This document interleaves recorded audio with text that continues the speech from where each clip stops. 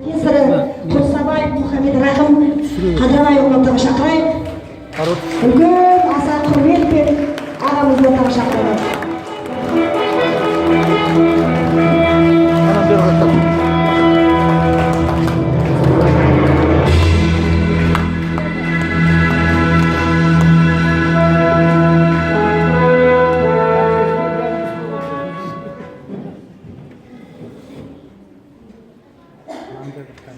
Ассалаумағалейкум, қасиетті туыстарым, қарқондықтарым.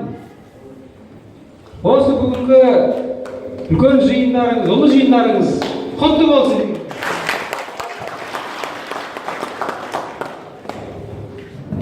Бұл мектеп мен үшін де және басқа біздің ауылды ойлайтын одан қалды бүкіл шыққан тегін ойлайтын азаматтар үшін де зор мақтаныш, алды ұя дегім келеді. Рас барлығы есімде. Бізде 80-ші жылы осы Қарақолда Жаркент педагогикалық училищесінен кейін пионер вожатый болып жұмыс жасадым. Соның барлығы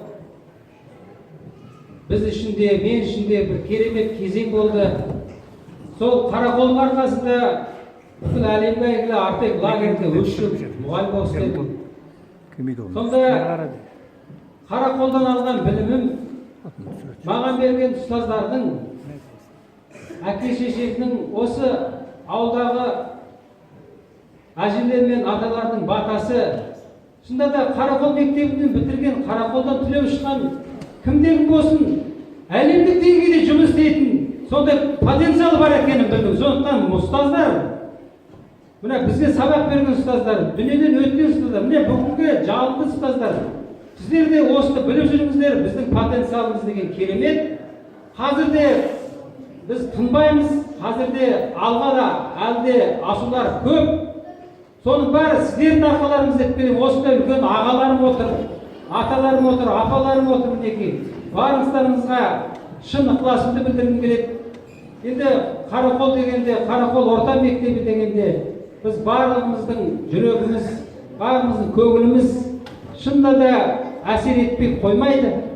Енді әр адам өз туған еліне өлеңмен білдіреді ғой. Енді мен ақынмын деп өзімді айта алмаймын, бірақ та Құрман Малғыбаевтың жәнегі соның тәлімін алған біздер енді қалайша өлең жазбаймыз. Сондықтан баяғыда бір 2 шумақ өлең болған, Қарақол деген. Керімсал туған жерім Қарақолым, өмірде қайталанбас дара жолым, ыстық маған артасың махаббатың, көк шалғының манаулатқан қара жолың.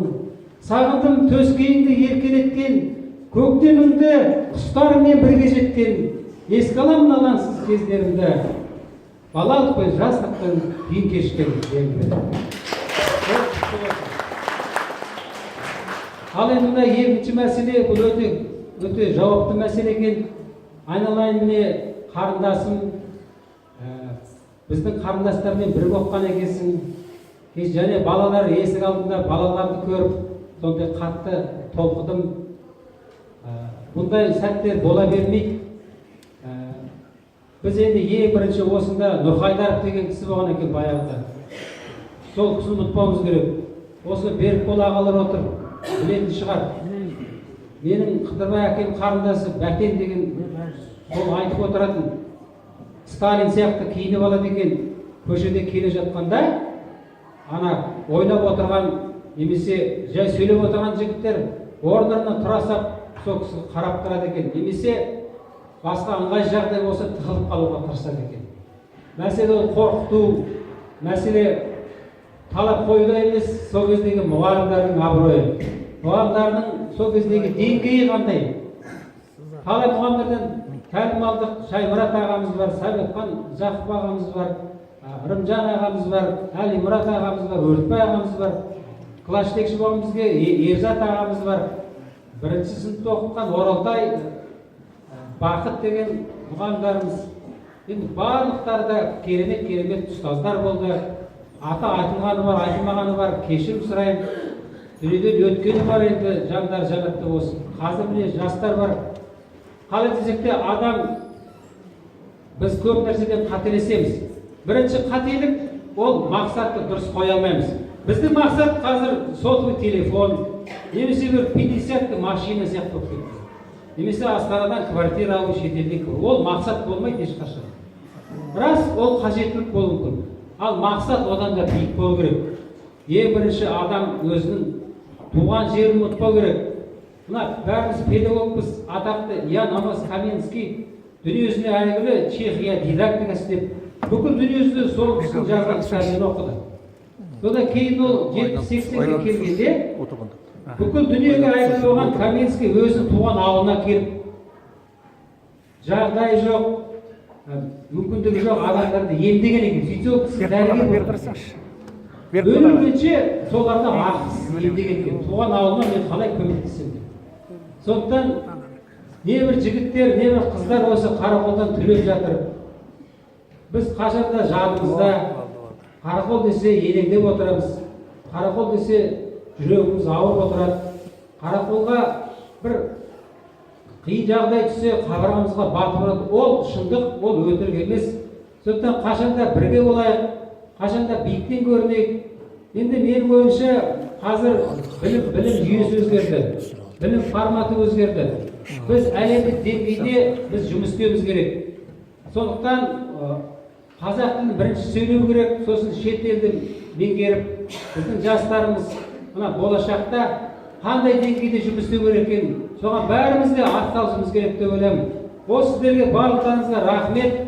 Қашанда осындай гүлдеп, жайнап жүре беріңіздер, қашанда биіктен көре беріңіздер. Қарақолымыз, осы мектебіміз жасай берсін, қашанда биіктен көріне берейік.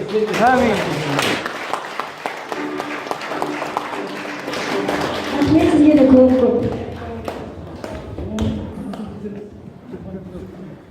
Қайырымдылық халқымыздың ең ізгі асыл қасиеттерінің бірі, балалардың жанашыр қамқоршысы болып, аялы алақанын тосып, жүрек жылуын ұсыну, сауапты іске атсалысу әрбір адамның азаматтық парызы деп ойлаймын.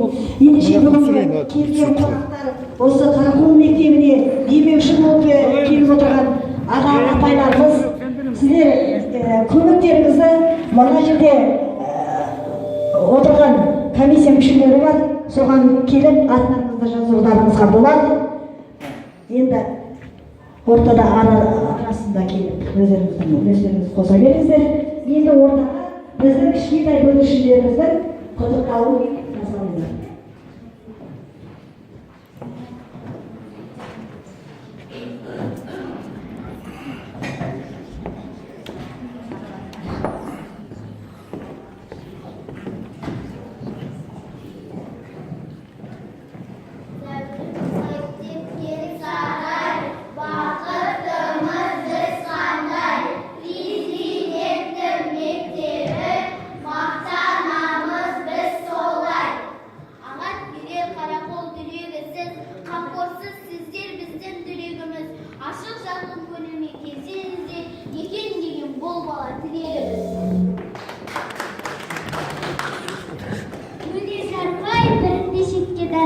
Бердімбекем ұшақта көзге баға. Қай жерде